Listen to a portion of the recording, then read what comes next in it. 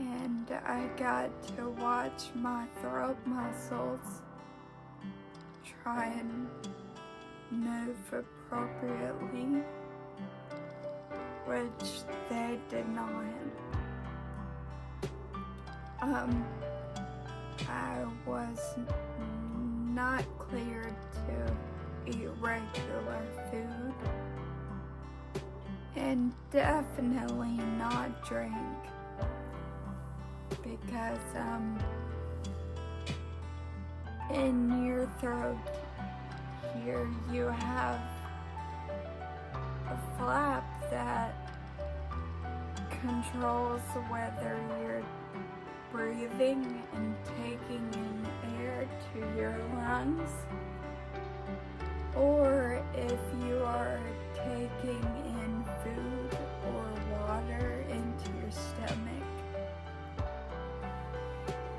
And I think anyone could see the problem with breathing in food and water. It's not something you want to do. After 30 days, they tried to send us home, but my mom said, hey, you've not really done anything for her. She begged them to keep us there, so they let us stay there for a little bit longer.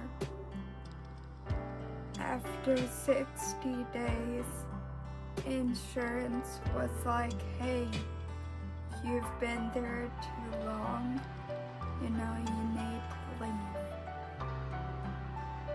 So even though my mom did not want to, we had to leave. And I had to use a kind of car seat to go home. It was more like a backpack to strap me in so I didn't fall to one side or forward, because I still had no control over that. My uncle drove us home in that little car for 4 hours, which, by the way, was the best drive of my life. I was so happy. When we got home, there were so many welcome home signs. It made me feel very nice. I was so happy to be home. Don't need that. After we got home, my mom had to return to work. She didn't want to, but she figured she could go in for a few hours. So my grandmother or my stepmother or my sister or my dad would stay with me, and we worked on little things. One of my favorite things was stickers.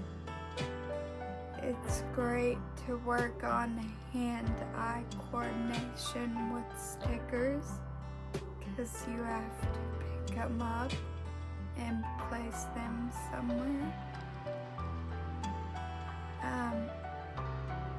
At one time, I remember my grandmother fell asleep, and I just covered her in stickers. she woke up and she was just completely bedazzled. It was good. Another time, me and my grandmother had gone for a little walk around the apartment complex, and they had found a snapping turtle in their pool or something. It was huge, and they let me see it from a safe distance, of course, because it was a monster, and that thing would have tore me up if it got close. After we had been home for a little bit, then it was time to start outpatient therapies. I did physical therapy, occupational therapy. I think I started with those three, and those were very intense. Yeah, you wouldn't think those simple little things would be so hard, but until you've lost your control system, I'm telling you, it's hard. And after I was in those for a while, I started to do some water therapy, and that was amazing. Water is a really good therapy tool because it takes so much weight off of you. This is the end of part 3.